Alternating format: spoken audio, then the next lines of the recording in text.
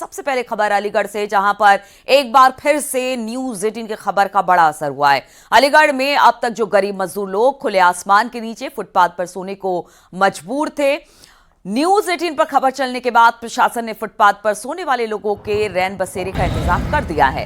प्रशासन ने खुले में सोने वाले लोगों को रैन बसेरों में शिफ्ट किया, जहां पर उनके सोने के लिए बेड, कंबल, तकिया, इसके अलावा रैन बसेरों के बाहर अलाव की व्यवस्था भी की गई है। अलीगढ़ में 5 अस्थायी रैन बसेरे बनाए गए हैं।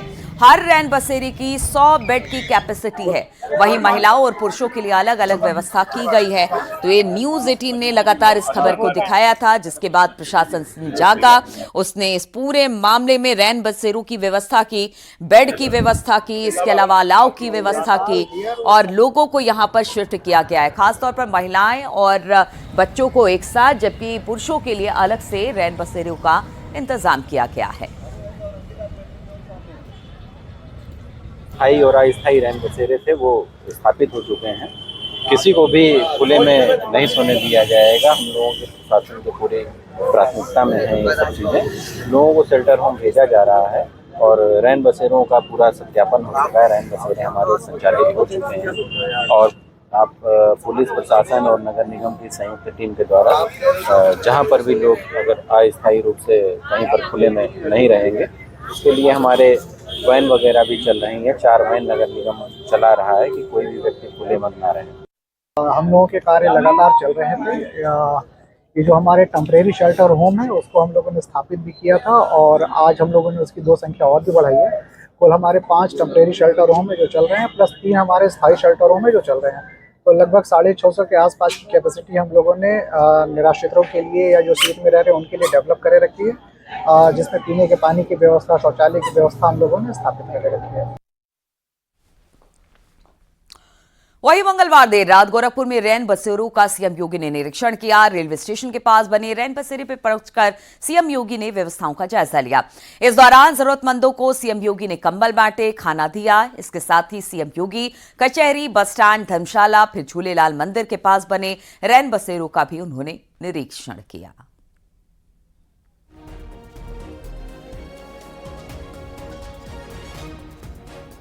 यद्यपि पिछले 10 वर्ष में प्रधानमंत्री मोदी जी के नेतृत्व में बेघर लोगों के लिए प्रधानमंत्री आवास की योजना ग्रामीण और शहरी दोनों प्रभावी ढंग से लागू हुई है।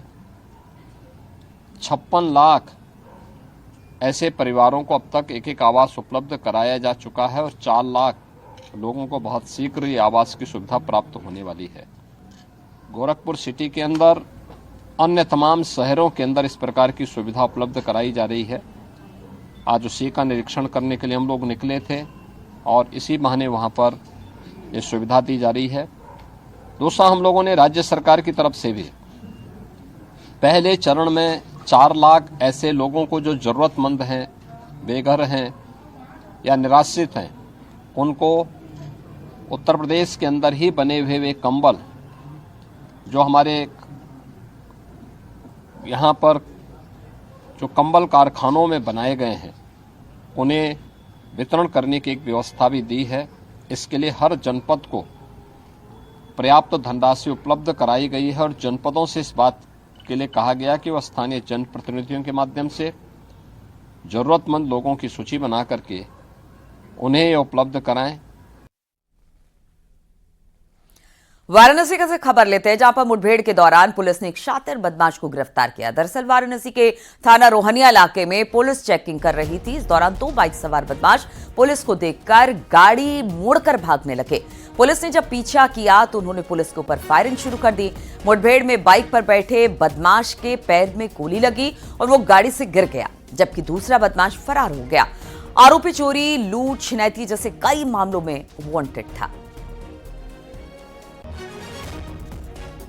चेकिंग के दौरान 2 व्यक्ति 2 अलग अलग 2 व्हीलर में आ रहे थे।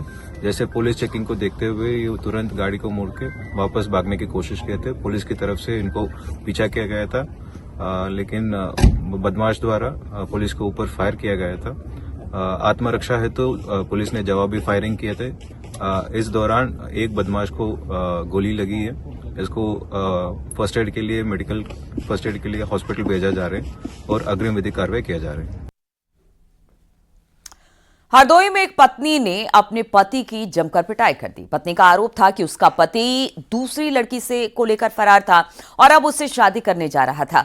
इस दौरान उसकी पत्नी ने कचहरी के बाहर आरोपी को पकड़ लिया, जमकर उसकी पिटाई कर दी।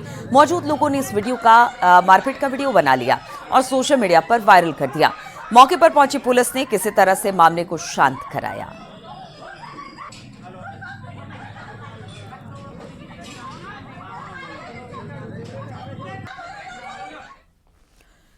झांसी में नो एंट्री में ट्रक निकालने के विवाद में ट्रक मालिक और ट्रैफिक पुलिस के बीच जमकर कहासुनी हो गई।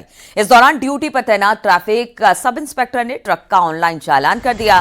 ट्रक का चालान जैसे ही मालिक के मोबाइल नंबर पर पहुंचा, उसके बाद गुस्साए ट्रक मालिक ने ड्यूटी पर तैनात ट्रैफिक सब इंस्पेक्टर के साथ बदसलूकी की और धमकी दी। घटना के बाद दरोगा ने आरोपियों के खिलाफ केस दर्ज कर लिया है।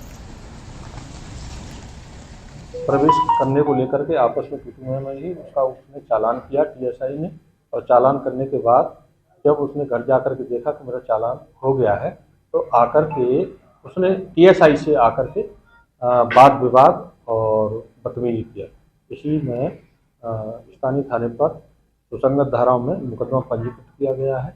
आवश्यक विधिक कार्रवाई की जा रही है। और अब खबर जालौन से लेते हैं, जहां पर देर रात कोच एक ज्वेलर्स की दुकान में बाहर ग्राहक ने जमकर हंगामा किया। गहने खरीदने आए ग्राहक ने आरोप लगाते हुए कहा कि ज्वेलर्स ने उसके साथ धोखाधड़ी की। इसके बाद दूसरे ज्वेलर्स ग्राहक के साथ आ गए। देखते ही देखते सराफा कारोबारी के दो गुट आपस में भिड़ गए। इतना ही नहीं, पुलिस के सामने दोनों गुट आपस में लड़ते हुए दिखाई दिए, जिसका वीडियो अब वायरल हो रहा है।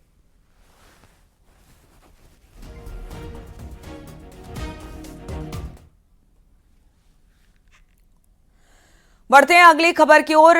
बात करते हैं जालौन की, जहां पर मंगलवार देर रात कोच कोतवाली क्षेत्र के जवाहर नगर में एक जमकर हंगामा हुआ। यह खबर हमने आपको दिखाई कि किस तरह से हंगामा वहां पर देखने को मिल रहा है। लेकिन अब बात करते हैं मथुरा की, जहां पर एक शख्स ने आरोप लगाया कि लव मैरिज करने पर उसे प्रताड़ित किया जा रहा है। पीड़ित का कहना है कि 15 लाख रुपए वसूलने के बाद भी गांव के कुछ दबंग इन्हें जीने नहीं दे रहे।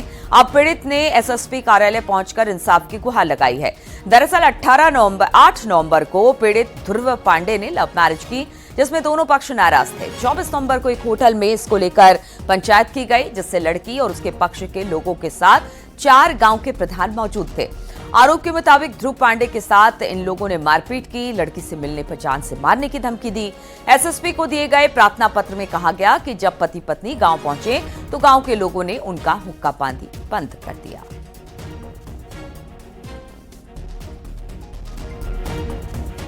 वालों को धमकाया गया था, इनके घर वालों के थ्रू और गांव वालों के थ्रू।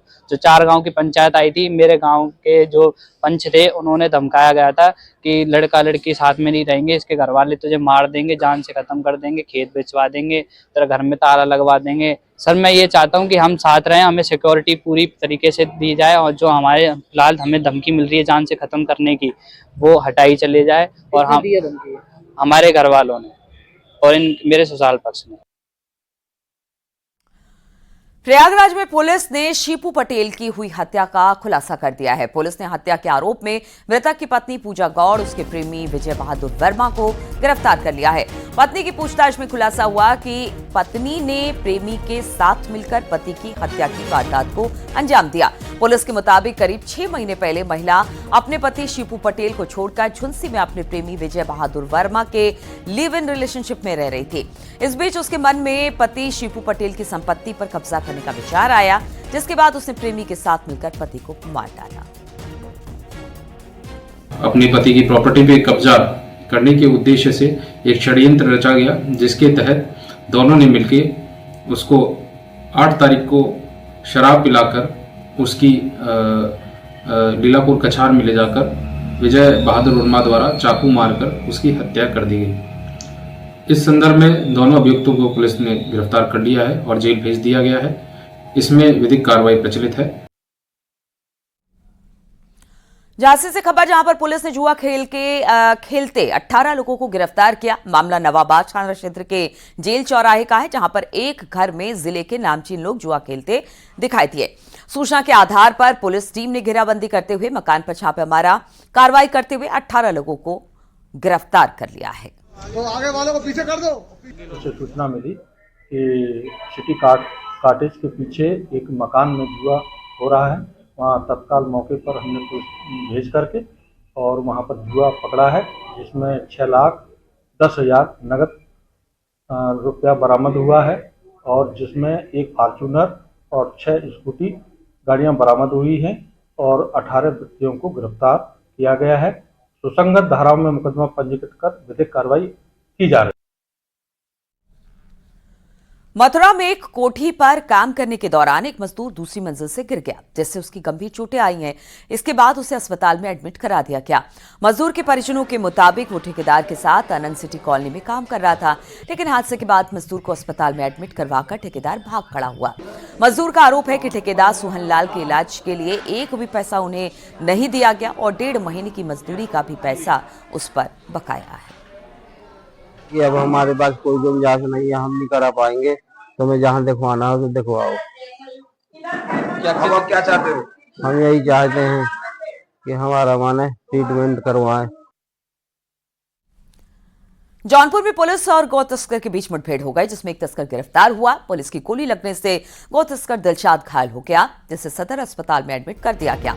वहीं दूसरा तस्कर अंधेरे का फायदा उठाकर भागने में कामयाब रहा। पुलिस जांच में आरोपी खेता सराय का हिस्ट्री शीटर निकला। पुलिस ने आरोपी के पास से तमंचा, कारतूस, बाइक बरामद किए हैं। जौनपुर के भदेठी गांव का ये मामला बताया जा रहा है।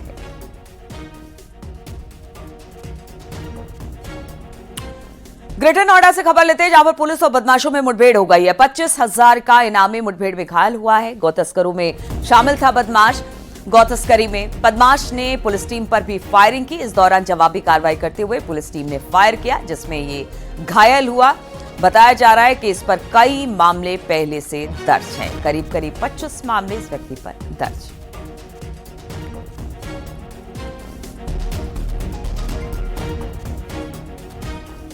राजौरी पुलिस को सफलता मिली है। 25,000 के इनामी अपराधी मेराज पुत्र इकबाल, जो कि जारचा का रहने वाला था, के आज आने की इधर सूचना थी। SHO दादरी और इनकी टीम रामगढ़ से आने वाले रोड पे घोड़ी बछेड़ा के तिराहे पर चेकिंग कर रहे थे। उधर से एक मोटरसाइकिल से संदिग्ध व्यक्ति को रोका गया, जिसने तत्काल पुलिस पर फायर कर दिया और ये रामगढ़ की तरफ भागा। पुलिस ने घेराबंदी करके फायर किया, जिसमें अभियुक्त को गोली लगी है और उसको कब्जे में लिया गया है। उसके पास से एक मोटरसाइकिल, एक तमंचा, जिंदा और खोखा कारतूस मिला है।